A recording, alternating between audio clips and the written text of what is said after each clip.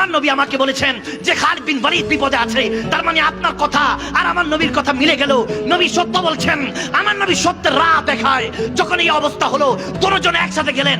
যখন খালিদ বিন ওয়ালিদ ফাইট করার জন্য বলতেছে সমস্যা নেই, আল্লাহর ক্ষমতা দিয়ে একাই আমি কাফেরদের বিরুদ্ধে যুদ্ধ করব, যখন তিনি তলোয়ার নিয়ে একা দাঁড়িয়ে আছেন, তখন দেখতেছেন কাফেরদের মাঝখানে সব কাফেররা বালুর মতো বাতাসের মতো খালি উঠতেছে, আর মাঝখান দিয়ে একটা খাতুন, একটা ঘোড়া সামনে দিয়ে আসতেছে। বলে ব্যাপার কি? লক্ষ লক্ষ কাফের বাতাসের সাথে উঠতেছে, ঘটনা কি? দেখতেছে কাছাকাছি আসার পর ওই ঘোড়ার মধ্যে তেনার স্ত্রী নাকাব সরিয়ে বলতেছে, খালিদ বিন ওয়ালিদ আমি এসে গিয়েছি আপনার টুপি নিয়ে। বলতেছে ব্যাপার কি? আজকে কাফের এরকম বাতাসের মতো উঠতেছে, ঘটনা কি? বলে ঘটনা একটাই, আপনার কাছে যখন টুপি মুবারকটা ছিল, ওই দয়াল নবীর চুল মুবারকের টুপিটা ছিল, বিজয় আপনার দিকে ছিল। আজকে আমার কাছে, এই জন্য বিজয় আল্লাহ আমার কাছে দিয়ে দিয়েছে।